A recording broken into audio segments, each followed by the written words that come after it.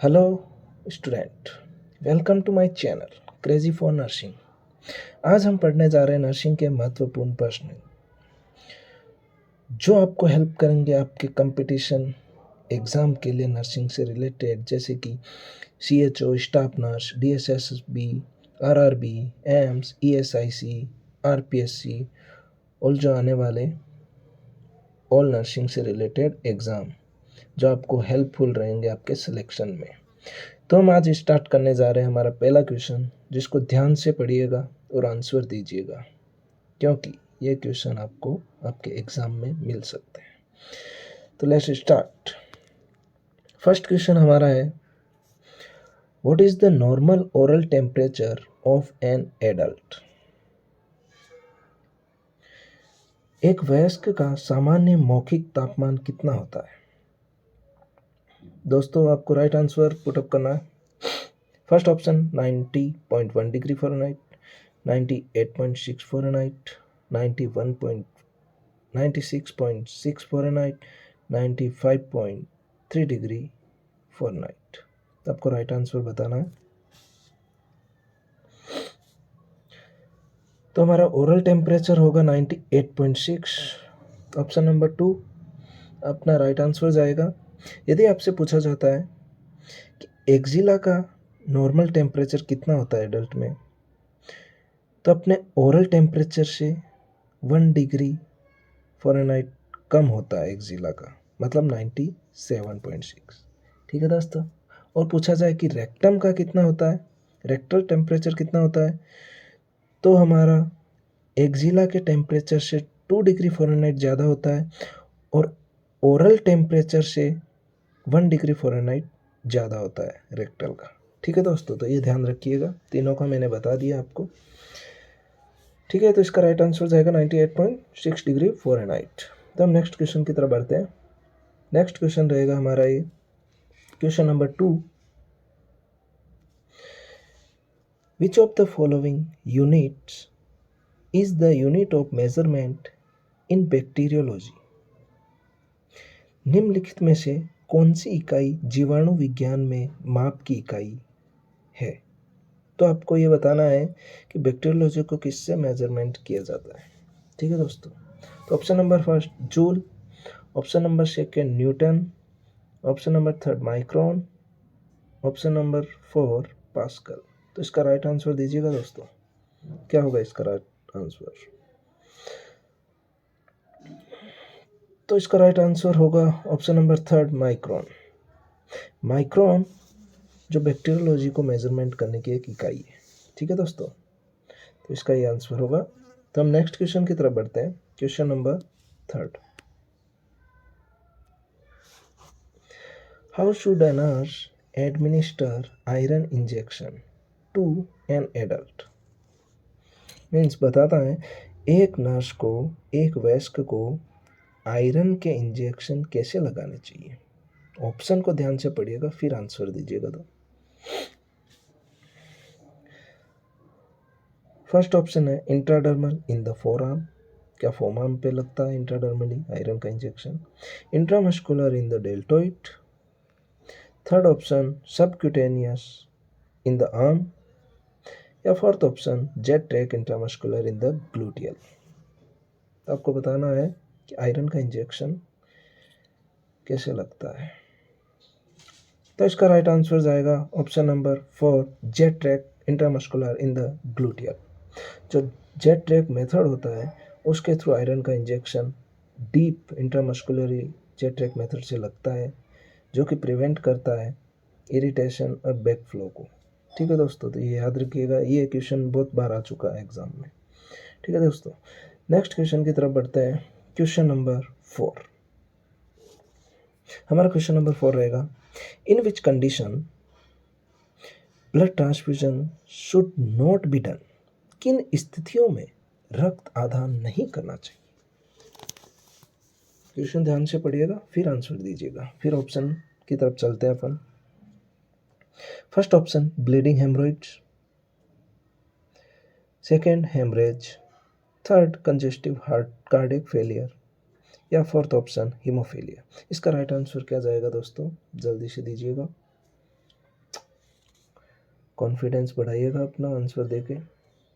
तो इसका right answer देगा जाएगा option number third, congestive cardiac failure. Congestive cardiac failure होता है जिसमें आपको ब्लड ट्रांसफ्यूजन नहीं करना चाहिए, कॉन्ट्रा इंडिकेटेड माना जाता है। जिस पेशेंट को कंजेस्टिव हार्ट फेलियर होता है या किसी को होता है तो उसमें कॉन्ट्रा इंडिकेटेड होता है ब्लड ट्रांसफ्यूजन। ठीक है दोस्तों, तो अपन नेक्स्ट क्वेश्चन की तरफ बढ़ेंगे। क्वेश्चन नंबर 5, हमारा क्वेश्चन नंबर 5 क्या रहेगा, ध्यान से पढ़िएगा फिर आंसर दीजिएगा। ये हमारा क्वेश्चन नंबर 5 है, which of the following is not a clotting factor. Clotting factor नहीं है वो बताना है। निम्नलिखित में से कौन सा थक्का जमाने वाला कारक नहीं है। ठीक है दोस्तों, वैसे हमको ये बताइए क्लॉटिंग फैक्टर होते कितने। हमारे टोटल बॉडी में क्लॉटिंग फैक्टर होते ब्लड में वो होते 13। ठीक है, तो आपको नहीं है वो बताना है। Fibrinogen, second option prothrombin, third calcium, fourth sodium. इसमें से राइट आंसर क्या जाएगा दोस्तों, जो हमारे क्लॉटिंग फैक्टर नहीं होता है वो कौन सा है। Option number 4 sodium. सोडियम कोई क्लॉटिंग फैक्टर नहीं होता है। ठीक है, फिब्रिनोजन, प्रोथ्रोम्बिन एंड कैल्शियम ये तीनों ही हमारे क्लॉटिंग फैक्टर हैं जो ब्लड के थक्के जमाने में हेल्पफुल रहते हैं। ठीक है दोस्तों, तो अपन नेक्स्ट क्वेश्चन की तरफ बढ़ेंगे। क्वेश्चन नंबर 6 रहेगा हमारा, ध्यान से पढ़िएगा फिर आंसर दीजिएगा।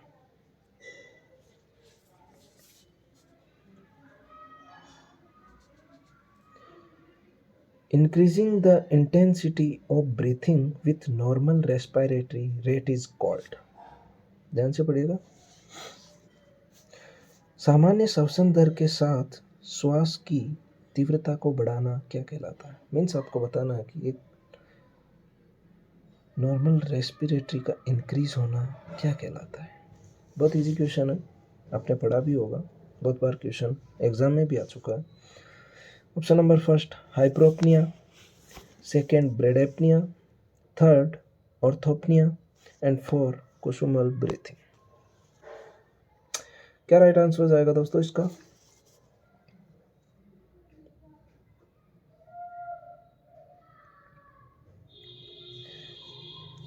तो इसका राइट आंसर जाएगा ऑप्शन नंबर फर्स्ट हाइप्रोपनिया, जो कि सामान्य श्वसन दर की श्वास की तीव्रता को बढ़ाता है, उसको बोलते हैं हाइप्रोपनिया। ठीक है, ब्रेडेपनिया मीन्स श्वसन दर कम करता है। ठीक है, कुसुमल ब्रीथिंग एक डीप ब्रीथिंग होती है जो सांस को लंबी गहराई में लेते हैं, जिसको कुसुमल ब्रीथिंग बोलते हैं। ठीक है दोस्तों, नेक्स्ट क्वेश्चन की तरफ बढ़ते हैं अपन। क्वेश्चन नंबर 7, क्वेश्चन नंबर 7 हमारा ये रहेगा, ध्यान से पढ़िएगा फिर इसका आंसर दीजिएगा।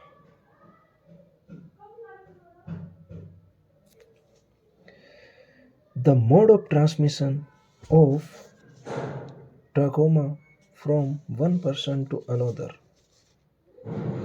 मीन्स आपको बताना है कि मोड ऑफ ट्रांसमिशन बताना ट्रकोमा का वन पर्सन टू अनदर कैसे फैलता है। Option number first direct contact के through, second indirect contact, third inoculation या फोर्थ एट्रोजेनिक के थ्रू। तो आपको बताना है इन ऑप्शन में से राइट आंसर क्या जाएगा।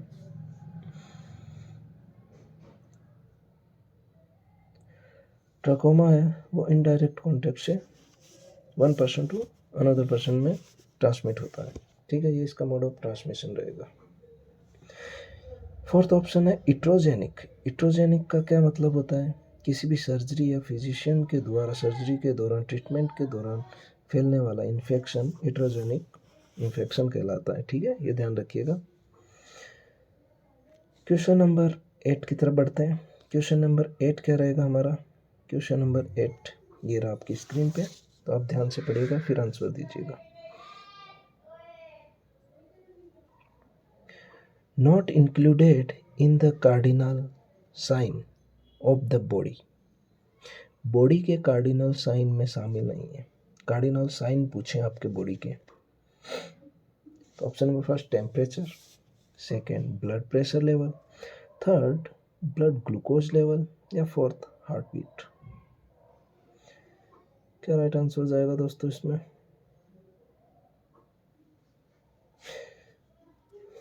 तो हमारा राइट आंसर जाएगा option number third.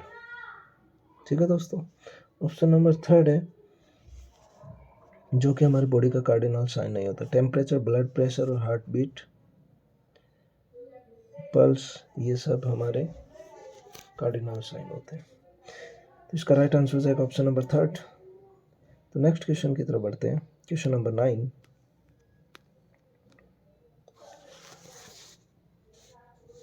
what is the method used for sterilization of disposable syringe? Means disposable syringe के स्टेरिलाइजेशन हेतु उपयोग होने वाला तरीका कौन सा है? अब उसका तरीका बताना है।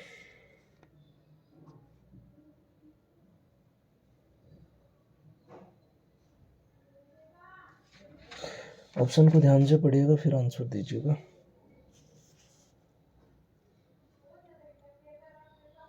ठीक है दोस्तों,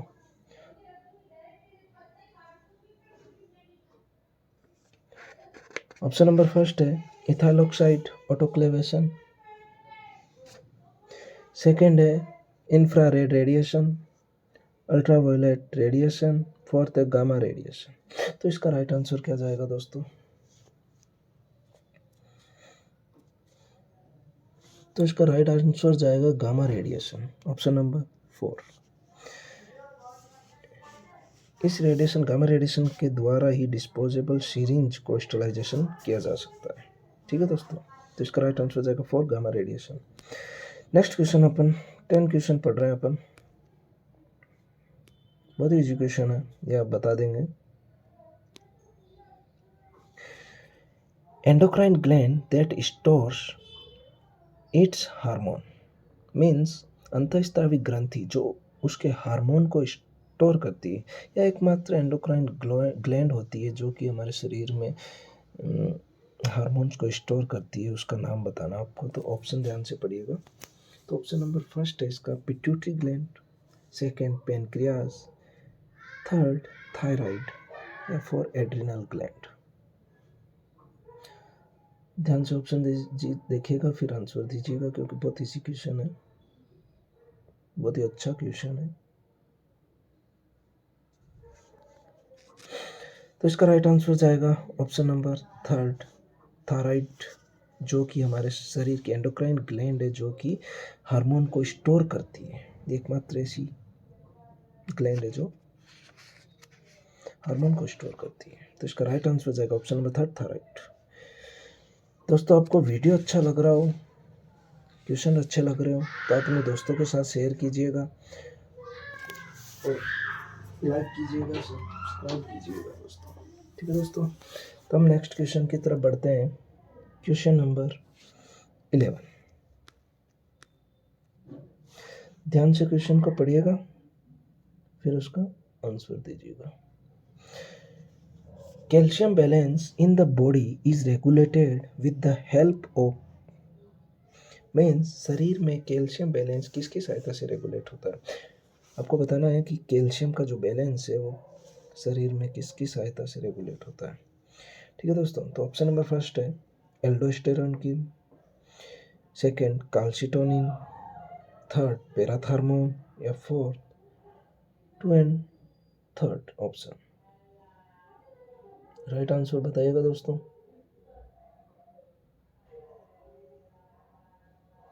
तो इसका राइट आंसर जाएगा ऑप्शन नंबर 4, जो सेकेंड एंड थर्ड ऑप्शन है, जैसे कैल्सिटोनिन है एंड पैराथार्मोन है, जो कि कैल्शियम के बैलेंस को रेगुलेट करता है बॉडी में, जो हेल्पफुल रहता है। ठीक है दोस्तों, तो इसका राइट आंसर हो जाएगा 4 नंबर, सेकेंड एंड थर्ड। ठीक है दोस्तों, तो अपन नेक्स्ट क्वेश्चन की तरफ बढ़ते हैं। क्वेश्चन नंबर 12, ध्यान से पढ़िएगा फिर आंसर दीजिएगा। क्वेश्चन नंबर ने पूछा कि what is the process for cleaning bed शोर। तो आपको बताना है कि एक बेड शोर की सफाई के लिए प्रक्रिया क्या होती है, मतलब उसको क्लीन करने की प्रोसेस क्या होती है। फर्स्ट ऑप्शन है inner to outer, second option outer to inner, third option only on wound, या फोर्थ ऑल। सोच के आंसर दीजिएगा, बहुत इजी क्वेश्चन है। तो ध्यान से देखिएगा, इसका राइट आंसर जाएगा option number second, outer to inner. Means जो बेड सोर हो जाते हैं, जैसे हॉस्पिटल में पेशेंट होते हैं जो हिल डुल नहीं सकते हैं, तो वो एक ही जगह पे रहते हैं, तो उनके क्या कि बेड सोर होने की संभावनाएं बहुत अत्यधिक हो जाती है। तो बेड सोर को क्लीन करने की एक प्रोसेस होती है जो नर्स करती है। उसकी क्या होती है कि उस घाव को पहले आउटर साइड से क्लीन करेगी, फिर इनर साइड से क्लीन करेगी। ठीक है दोस्तों। और ये एक और क्वेश्चन आता है कि आप जब वुंड या इंजरी के दौरान आप उसको क्लीन करना चाहते हो तो वो कैसे क्लीन करोगे? तो उसका आंसर जाएगा option number first, inner to outer. मतलब जो घाव होता है, जो इंजरी लग जाती है, उसके दौरान आपको पहले इनर वाली साइड से क्लीन करना है, फिर आउटर साइड से क्लीन करना है। Less clean to more clean. ठीक है दोस्तों। तो इसका राइट आंसर हो जाएगा outer to inner. Question number 13, what is the lack of oxygen in tissue called? Tissue में ऑक्सीजन की कमी क्या कहलाती है? बहुत इजी क्वेश्चन है, बहुत बार पढ़ा होगा आपने। First option hypoxia, second option hypoxaemia, third option cyanosis and fourth option apnoea. Right answer क्या जाएगा दोस्तों इसका? ध्यान से पढ़िएगा। टिश्यू में ऑक्सीजन की कमी बतानी है आपको। तो टिश्यू में ऑक्सीजन की कमी होती है, हाइपोक्सिया कहलाती है, जो कि ऑप्शन नंबर फर्स्ट अपना राइट आंसर जाएगा। हाइपोक्सेमिया का अर्थ होता है ब्लड में ऑक्सीजन की कमी। ठीक है दोस्तों।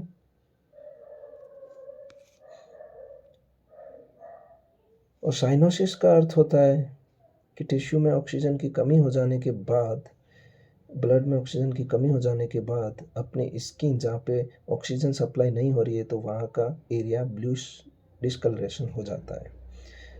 एपनिया जो 20 सेकंड से कम अपनी सांस या फिर ब्लड ऑक्सीजन नहीं पहुँच पाता है तो उसको एपनिया बोलते हैं। क्वेश्चन नंबर 14 अपना रहेगा, the presence of fresh blood in the stool is called.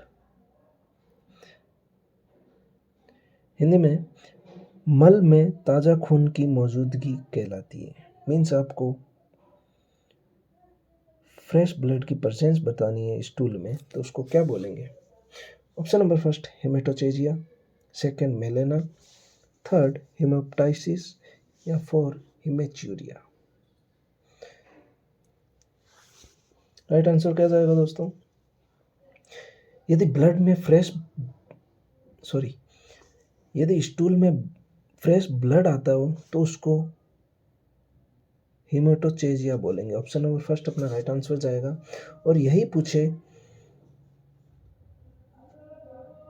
कि स्टूल के साथ ब्लड आता है तो उसको बोलते हैं मेलेना। ठीक है दोस्तों। और ऑप्शन नंबर थर्ड होता है हिमोप्टाइसिस, मीन्स कफ के साथ ब्लड आना। हिमेच्यूरिया मीन्स यूरिन के साथ ब्लड का आना, हिमेच्यूरिया कहलाता है। तो अपना राइट आंसर जाएगा ऑप्शन नंबर फर्स्ट। क्वेश्चन 15 की तरफ बढ़ते हैं। ये रहा आपकी स्क्रीन पे क्वेश्चन नंबर 15। क्वेश्चन अच्छा लग रहा है दोस्तों तो अपने दोस्तों के साथ शेयर कीजिएगा, वीडियो लाइक कीजिएगा, शेयर कीजिएगा। ऑप्शन नंबर 15 है थ्रोम्बोसाइटोपेनिया इज। मीन्स थ्रोम्बोसाइटोपेनिया क्या होता है उसका टर्म बताना आपको। Increase platelets, second decrease platelets, third increase blood clotting, या fourth decrease blood clotting. Thrombocytopenia term का क्या अर्थ है? तो इसका राइट आंसर जाएगा दोस्तों डिक्रीज प्लेटलेट्स। थ्रोम्बोसाइटोपेनिया जिसके पीछे निया लगा हुआ हो वो डिक्रीज होता है। ठीक है दोस्तों, ध्यान रखिएगा, decrease platelets. Option number second is the right answer. Question number 16 पढ़ने जा रहे हैं अपन। बहुत ही इजी क्वेश्चन है, सबको आता होगा ये तो। Universal recipient blood group, universal प्राप्त करने वाला रक्त समूह कौन सा है? एक होता है डोनर, डोनेट करता है सबको, एक होता है रिसीवर, जो कि सबसे रिसीव करता है। ठीक है, तो यूनिवर्सल रिसिपिएंट पूछा जाए तो इसका राइट आंसर जाएगा ब्लड ग्रुप ए बी। यदि यूनिवर्सल डोनर पूछा जाए तो option number first O negative. ठीक है दोस्तों, इसका राइट आंसर जाएगा ऑप्शन नंबर सेकंड। तो अपन नेक्स्ट क्वेश्चन की तरफ बढ़ते हैं। क्वेश्चन नंबर 17, ध्यान से पढ़िएगा फिर आंसर दीजिएगा। Isotonic saline contains NaCl। Isotonic घोल में NaCl की मात्रा होती है। आइसोटोनिक, हाइपरटोनिक एंड हाइपोटोनिक, ये तीन होते हैं। तो इसमें ये पूछा है कि आइसोटोनिक सेलाइन का आपको बताना है NaCl की मात्रा क्या होती है। आपने हॉस्पिटल में ड्रिप्स वगैरह लगाई होगी तो उस पर लिखा हुआ रहता है, तो उसकी मात्रा जाननी है, परसेंटेज भी लिखे हुए होते हैं। तो इसका राइट आंसर जाएगा ऑप्शन नंबर फर्स्ट, 0.9 ग्राम पर DL NaCl की मात्रा होती है एक नॉर्मल सेलाइन में या आइसोटोनिक सेलाइन में। ठीक है दोस्तों, तो ये इसका राइट आंसर जाएगा। तो अब नेक्स्ट क्वेश्चन की तरफ बढ़ते हैं। Question number 18, what is used to disinfect tubes and catheter? ध्यान से आंसर दीजिएगा। ट्यूब और कैथेटर को किससे विसंक्रमित किया जाता है? ट्यूब और कैथेटर को पूछा जाए, हमेशा याद रखना, ट्यूब और कैथेटर को पूछा जाए तो इसका राइट आंसर हमेशा जाता है ग्लूटाल्डिहाइड। रबड़ की चीज़ें जो भी होती है अपने यूज़ आती है हॉस्पिटल में, उनको विसंक्रमित करने के लिए ग्लूटाल्डिहाइड का यूज़ करते हैं विसंक्रमित के लिए। तो ये ध्यान रखिएगा दोस्तों। ठीक है, ये हमारा राइट आंसर जाएगा इसका 18 का फर्स्ट नंबर ऑप्शन। ठीक है, अब नेक्स्ट क्वेश्चन की तरफ बढ़ते हैं 19 क्वेश्चन, सेकंड लास्ट क्वेश्चन है दोस्तों ये, ध्यान से पढ़िएगा। Who does the examination of bile in urine? Urine में पित्त का परीक्षण किससे करते हैं? बाइल का एग्जामिनेशन बताना यूरिन में, तो कौन सा मेथड है, किस विधि से करते हैं? Option number first hay test, option number 2 Benedict test, option number 3 Fehling test, option number 4 call test. तो इसका राइट आंसर जाएगा दोस्तों, यदि आपको बाइल इन यूरिन एग्जामिनेशन पूछा जाता है तो इसका राइट आंसर जाएगा हे टेस्ट। हे टेस्ट के द्वारा यूरिन में बाइल का एग्जामिनेशन किया जा सकता है। Benedict test, option number second है बेनेडिक्ट टेस्ट, इसका अर्थ होता है, इसका टेस्ट है वो कि यूरिन में ग्लूकोज का पता लगाने के लिए ये टेस्ट होता है। अब Fehling test and Benedict test दोनों एक ही होते हैं।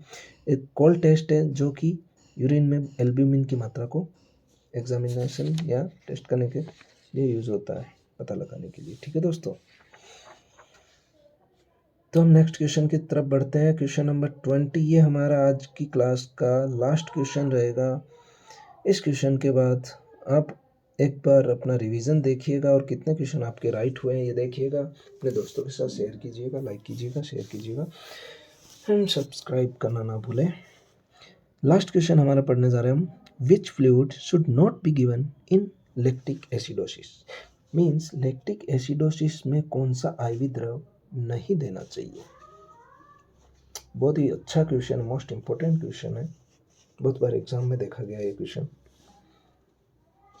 फर्स्ट ऑप्शन है इसका NS, सेकंड ऑप्शन है इसका RL, third option mannitol, fourth option है डेक्स्ट्रॉन। इसका राइट आंसर देना आपको दोस्तों।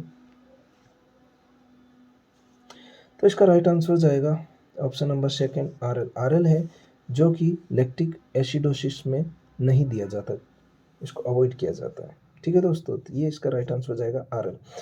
तो दोस्तों ये थी अपनी क्लास 20 क्वेश्चन की। तो आपको ये क्लास कैसी लगी कमेंट में बताइएगा, और अपने दोस्तों के साथ शेयर करना ना भूलें, उनकी भी हेल्प कीजिएगा। अभी बहुत एग्ज़ाम आने वाले हैं इस साल नर्सिंग के, तो आप तैयारी को फुल रखिएगा, और ये क्वेश्चन आपको हेल्पफुल रहेंगे आपके नर्सिंग एग्ज़ाम से रिलेटेड। ठीक है दोस्तों, तो दोस्तों के साथ शेयर कीजिएगा।